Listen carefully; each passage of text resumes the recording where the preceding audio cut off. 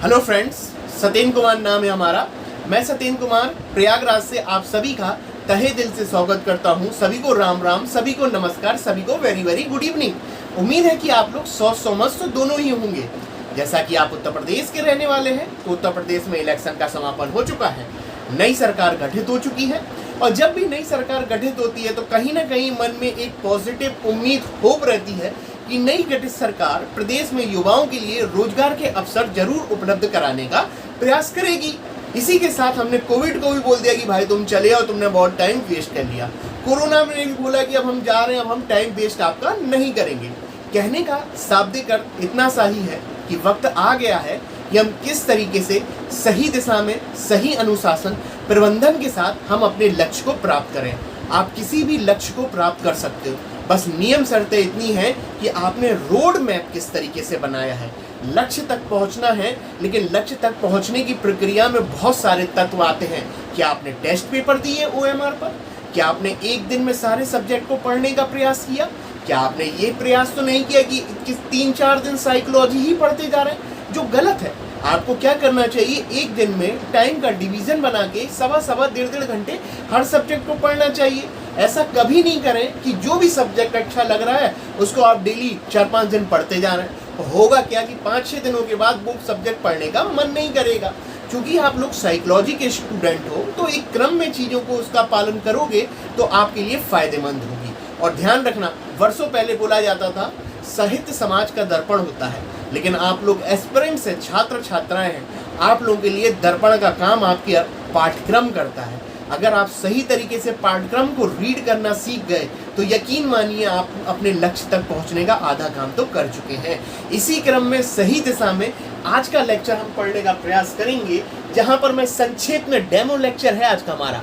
आप हमारे चैनल पर विजिट कीजिए, मैंने 15 मिनट 20 मिनट ऐसे कई सारे लेक्चर अपलोड कर रखे हैं जहां पर CDP से संबंधित जानकारी दी गई है। तो आज हम अपने लेक्चर में अब्राहम मैस्लो को जानने का प्रयास करेंगे। और इस अब्राहम मैस्लो ने आवश्यकता पदानुक्रम का सिद्धांत दिया था। देखिएगा, जो भी चीज़ इंपॉर्टेंट लगे उसको नोट करते चलिएगा। देखिएगा, किसी भी स्टेट टेट के एग्जाम में, जैसे कि यूपी टेट हो गया, यूपी टेट पास कर चुके हैं तो सुपर टेट की बात हम अब करेंगे। यदि आप पड़ोसी राज्य मध्य प्रदेश के रहने वाले हैं, संविदा वर्ग की बात करेंगे। तो इन सब एग्जाम में पेडागोजी तो पूछते हैं, बहुत ज़्यादा नहीं, लेकिन वो फैक्चुअल जानकारी, तथ्य आधारित जानकारी पूछ लेते हैं कि फलाना सिद्धांत किसने दिया। तो आपको ध्यान रखना चाहिए, वो पूछेगा आवश्यकता का क्रम या आवश्यकता पदानुक्रम का सिद्धांत किसने दिया था। तो ध्यान रखिएगा, अब्राहम मैस्लो। अब देखिएगा, इनका यह सिद्धांत जो था 1954 में आया।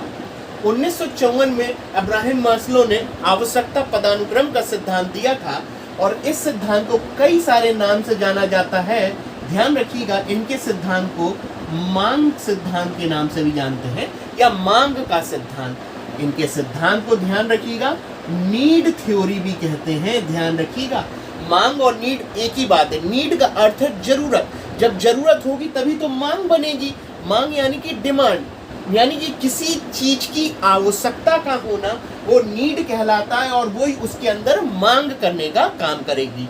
और जब बेटा मांग होगी तो मांग का आपको क्या करना पड़ता है, पूर्ति भी करना पड़ता है। तो ध्यान रखिएगा, नीड का सिद्धांत, मांग का सिद्धांत, पूर्ति का सिद्धांत किसने दिया था? अब्राहम मैस्लो ने दिया था। अब्राहम मैस्लो अपने सिद्धांत में कुछ अवस्थाएं बताएंगे, कुछ स्टेजेस बताएंगे। 5 स्टेजेस बताई हैं उन्होंने। हर स्टेज में बताया कि कुछ न कुछ व्यक्ति की मानव जीवन में कुछ आवश्यकताएं होती हैं, नीड होती है, डिमांड होती है। जैसे ही वो उस स्टेज में उन नीड को प्राप्त कर लेता है वो अगली स्टेज में बढ़ेगा, और जब अगली स्टेज की नीड डिमांड को पूरा करेगा तो वो थर्ड में प्रवेश करेगा, और तीसरे से चौथे, और चौथे से 5वीं अवस्था की ओर प्रवेश करेगा। तो ये सारे के सारे शब्द ध्यान में रखिएगा, अब्राहम मैस्लो से संबंधित है। और एक शब्द आप अवश्य ध्यान में रखेंगे, इनका सिद्धांत जो है वो मानवतावादी के नाम से भी जाना जाता है। चूंकि मैस्लो ने अपनी 5वीं अवस्था में आत्मसिद्धि और मानवतावादी की बात करी है। तो ध्यान रखिएगा, वो डायरेक्ट कार्ल रोजर्स का भी नाम आता है। ध्यान रखिएगा, यहाँ पर एक बात ध्यान रखिएगा बेटा, मनोविज्ञान में एक व्यक्ति हुए जिनका नाम कार्ल रोजर्स था, जिन्होंने अनुभवजन्य सिद्धांत भी दिया है। और यही कार्ल रोजर्स जो थे, उन्होंने भी अपना सिद्धांत किस नाम से बताया है? मानवतावादी। यानी कि दो व्यक्ति आके मानवतावादी से जुड़े हुए थे। उम्मीद है कि यहाँ तक बात आपको समझ में आई होगी। अब अब्राहम मैस्लो को समझने से पहले मैं यहाँ पर थोड़ा सा इसको रफ कर देता हूँ। भाई अब्राहम मैस्लो जो थे, एक शब्द का प्रयोग करते हुए नजर आएंगे। ये लिखा हुआ है हायरार्की, जिसे हम लोग क्रम या पदानुक्रम के नाम से जानते हैं। ध्यान रखिएगा, कभी कभी वो ये भी पूछ सकता है, हिंदी शब्द ना है, वो पूछ सकता है कि हायरार्की का सिद्धांत किसने दिया है। हायरार्की का अर्थ होता है सीढ़ी, और सीढ़ी यानी कि एक क्रम में, यानी कि हायरार्की को ही क्रमानुसार बोला जाता है। तो हायरार्की सिद्धांत भी देने वाले कौन है? आपका अब्राहम मैस्लो। यहाँ पर हम लोगों ने अंग्रेजी में लिख रखा, हो सकता है इंग्लिश की स्पेलिंग कुछ एक दो जगह हो सकता है गड़बड़ हो गई हो, लेकिन ध्यान रखिएगा हायरार्की शब्द आपका किससे जुड़ा हुआ है? Abraham Maslow. आइए, अब्राहम मैस्लो ने अपने आवश्यकता के सिद्धांत में कितनी अवस्थाओं का जिक्र किया है? 5 अवस्थाओं का जिक्र किया है। अब इन 5 अवस्थाओं से संबंधित हमारे एग्जाम में प्रश्न पूछे जाते हैं। चूंकि इन अवस्थाओं को जानने से पहले इतना जरूर जान रखिएगा, अब्राहम मैस्लो ने जब अपना सिद्धांत 1954 में दिया और 1959 में 1959 में इनके सिद्धांत में संशोधन हुआ था। चूंकि 54 में इन्होंने 5 अवस्थाएं बताई हैं, स्टेजेस बताई हैं मांग की, और 59 में संशोधन करके 8 अवस्थाएं छोटी छोटी बीच में जुड़ी गई हैं। लेकिन 8 वाला हमारे लिए इंपॉर्टेंट नहीं है, वो आपका 5 जो 1954 में बताया था वही हमारे लिए इंपॉर्टेंट है। इसके आगे ध्यान रखिएगा, मैस्लो साहब ने मनोविज्ञान में 3 किताबें लिखी हैं, जिसमें से इनकी सबसे महत्वपूर्ण किताब जो है, ध्यान रखिएगा, उस किताब का नाम है आपका motivation and personality. Most important exam के लिए कि मोटिवेशन और पर्सनालिटी पुस्तक किसने लिखी थी। चूंकि इनका सिद्धांत जो मांग का है ना, वो अभिप्रेरणा से ही संबंधित है। अभिप्रेरणा समझ रहे हैं ना, कि कोई भी इंसान मोटिवेट होना, कोई काम क्यों करना चाहेगा? जब एक चीज जरूरत पूरी होगी, उसको दूसरी अवस्था में प्रवेश करना है तो मोटिवेट होना चाहिए ना। तो ध्यान रखिएगा कि मोटिवेशन एंड पर्सनालिटी पुस्तक भी लिखने वाले कौन थे? आपके अब्राहम मैस्लो। अब इनकी हम 5 अवस्थाओं पर बात करेंगे। सबसे पहले ध्यान रखिएगा, ये जो 5 अवस्थाएं हैं बच्चा लोग, किसकी? अब्राहम मैस्लो की। इसको इन्होंने पिरामिड के रूप में व्यक्त किया है। किस रूप में बेटा? पिरामिड के रूप में। आइए अब हम लोग इनका पिरामिड बनाते हैं। ध्यान से देखिएगा, अब्राहम मैस्लो की बात कर रहे हैं भाई। ये देखिए पिरामिड बना लिया, ये 2 डब्बे बना लिए, ये 3 डब्बे बना लिए, ये 4 डब्बे, ये 5 डब्बे। क्योंकि हमने बोला 5 अवस्थाएं हैं ना। और देखिएगा, ये 1 नंबर, ये 2 नंबर, ये 3 नंबर, ये 4 नंबर और ये 5 नंबर। ठीक है, इतना नोट करते हुए चलेंगे। अब ध्यान रखिएगा, ये जो 1 से 3 तक की बात कर रहे हैं ना, इनको निम्न स्तर बोला जाता है, जबकि 4 और 5 जो होते हैं वो आपके उच्च स्तर होते हैं। ठीक है, ये नोट करते हुए चलेंगे।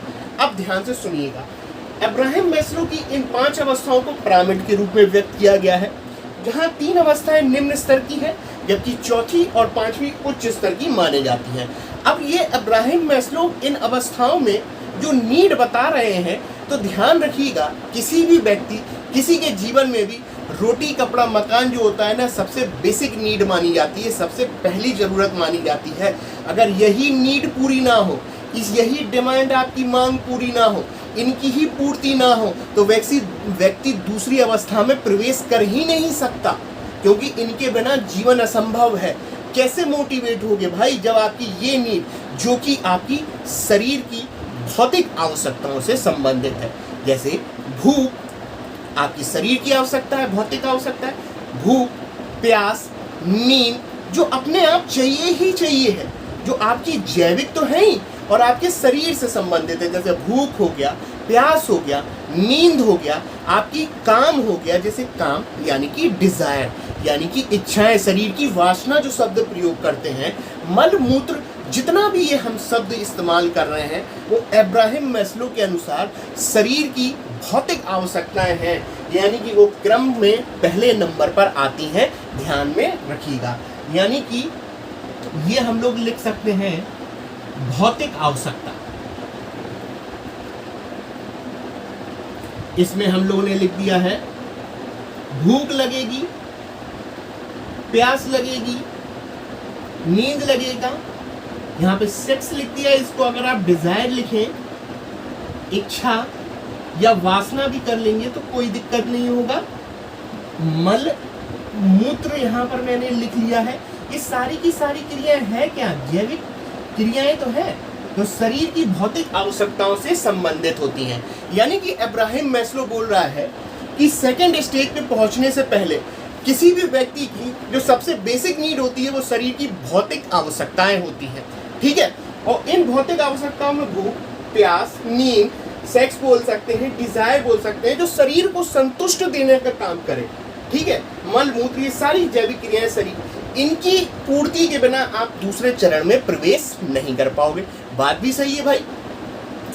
अब देखिएगा, अब्राहम मैस्लो दूसरे चरण पर प्रवेश करेगा तो दूसरे चरण को उसने नाम दिया है सुरक्षा का नाम। किसका नाम दिया है? सुरक्षा। भाई एक बात बताओ, बरसात का मौसम आ जाए, बरसात के मौसम में सरकार रैन बसेरा बना देती है वृद्ध लोगों के लिए कि आप बरसात में पानी से भीगो ना। या हम ये भी बोल सकते हैं सर्दी से बचने के लिए सरकार क्या बसा देती है? बसेरा, उधर पे आप रहिए, वो सुरक्षा देने का काम करेगा। घर यानी कि घर आपको सुरक्षा देने का काम करता है। भाई आप अपने घर परिवार की तिजोरी अब घर में नहीं रखते हो, सारा का सारा पैसा कहाँ रखते हो? बैंक में रखते हो। वो बैंक उस पैसे को क्या देने का काम करता है? सुरक्षा देने का काम करता है। आपने जिंदगी के साथ जिंदगी के बाद LIC बीमा करा रखा है कि कल कहीं मुझे कुछ हो जाए तो वो चीज़ें मेरे बीवी बच्चों के काम में आ जाएंगी। यानी कि ये भी क्या है? आपका सुरक्षा, यानी कि सिक्योरिटी। जो चीज़ सुरक्षा देने का काम करे वो अब्राहम मैस्लो के अनुसार कहाँ पर आता है? दूसरे चरण में। उम्मीद करता हूँ कि ये बात आपको समझ में आई होगी। अगर मैं यहाँ पर लिख देता हूँ घर, LIC या PNB बैंक लिख देता हूँ, ये आपका किसका काम करने की करेंगी? सुरक्षा देने का काम करेंगी। यानी कि आपको भूख प्यास भी मिट चुकी है, पहली नीड पूरी हो चुकी है, पहली आवश्यकता डिमांड आपकी पूरी हो चुकी है अब्राहम मैस्लो के पदानुक्रम के सिद्धांत में। उसके बाद आपने बोला कि भाई मुझे घर मिल जाए, मेरी सुरक्षा मिल जाए, मेरे पैसे सिक्योर रहें। आप दूसरी स्टेज को पार कर चुके हो। अब अब्राहम मैस्लो ने बोला कि अब तीसरी स्टेज आप पहुंचोगे और उस तीसरी स्टेज का नाम है आपका समाज। ध्यान से सुनिएगा, तीसरी स्टेज को मैंने सिर्फ एक वर्ड लिखा हुआ है यहाँ पर, समाज। देखिएगा, कभी भी समाज एक व्यक्ति से मिलकर नहीं बना होता। समाज में होने के लिए दो लोगों का अवश्य होना जरूरी है। कहने का अर्थ ये है, मैस्लो बोलता है कि ये जो तीसरी अवस्था समाज वाली है, यहाँ पर आप अकेले नहीं हो। आपका घर किसी मोहल्ले में अकेले नहीं होगा, वहाँ पे अन्य घर बने होंगे, और जब बहुत सारे घर मिलेंगे, बहुत सारे लोग मिलेंगे तो वो समाज का निर्माण करेंगे। वहाँ पे समाज में हम अपने रिश्ते, अपने संबंध स्थापित करेंगे, चाहे वो हम किसी को पत्नी के रूप में बना सकते हैं या हम किसी के साथ राजनीतिक संबंध भी बना सकते हैं। यानी कि जीवन में मित्र संबंध, मित्रता बनाना या शादी विवाह करना, अपने रिश्तों को आगे लेके जाना, अपना परिवार को आगे लेके जाना, जो कई सारे लोगों से संबंधित है, वो आपका कहलाता है अब्राहम मैस्लो के अनुसार सामाजिक अवस्था, और मैस्लो के अनुसार ये तीसरी अवस्था है। अब देखिएगा क्वेश्चन क्या बोलेगा।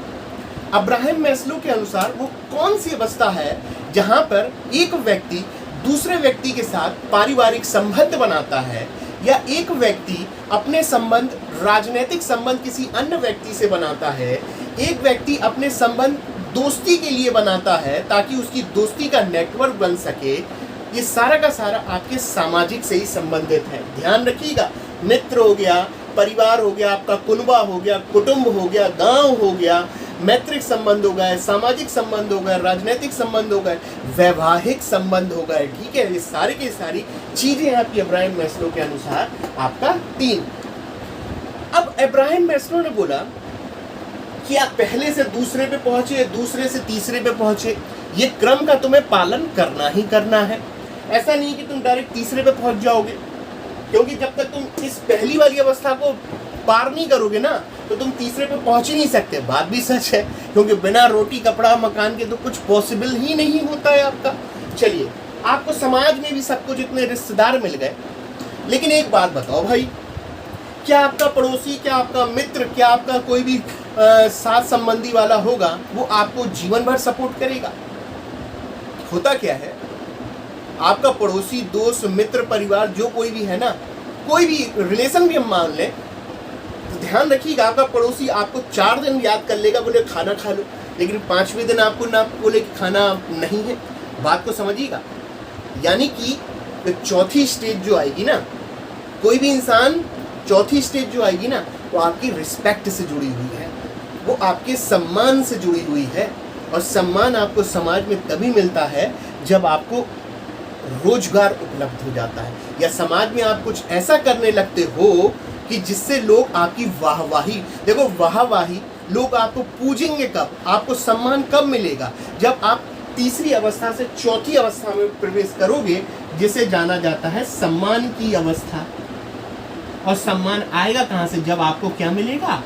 रोजगार। इसको हम लोग एस्टीम की अवस्था भी बोलते हैं। एस्टीम यानी कि आपको यहाँ पर लोग पहचान रहे हैं, आपको सम्मान दे रहे हैं, आपको बुला रहे हैं, आपकी वाहवाही कर रहे हैं। लेकिन ये चीज़ें तब तक नहीं मिलेंगी जब तक आपके पास क्या नहीं है, रोज आप कुछ कर नहीं रहे हो।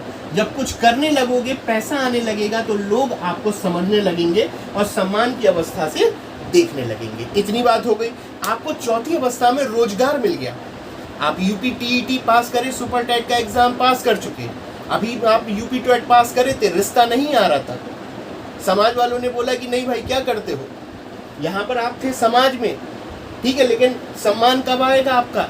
जब आपको क्या मिल जाएगी, लोग जानने लगेंगे, पहचानने लगेंगे, आपको रोजगार उपलब्ध हो जाएगा। ठीक है, सुपर टेट पास करने के बाद। ध्यान रखिएगा, ये चौथी अवस्था है। अब अब्राहम मैस्लो बोलता है कि आप चौथी अवस्था में पहुंचोगे तो ये उच्च स्तर बन जाएगा आपका, यानी कि चौथा पांचवा उच्च स्तर है।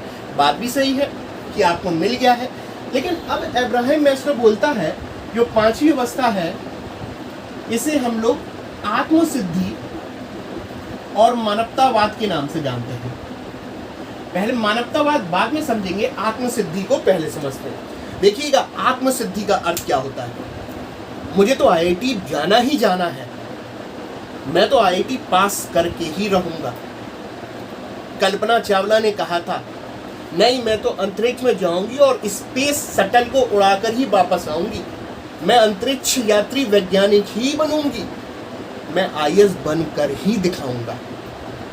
यानी कि ऐसी चीजें जो बाहरी ना हो, अंदर से आने की काम करें, अंदर से आए और हमें सेटिस्फेक्शन देने का कार्य करें कि मैं ये काम करके ही रहूंगा, मैं इसी के लिए ही हूँ, तो वो चीज़ कहलाती है आत्म सिद्धि, यानी कि सेल्फ एक्चुअलाइजेशन।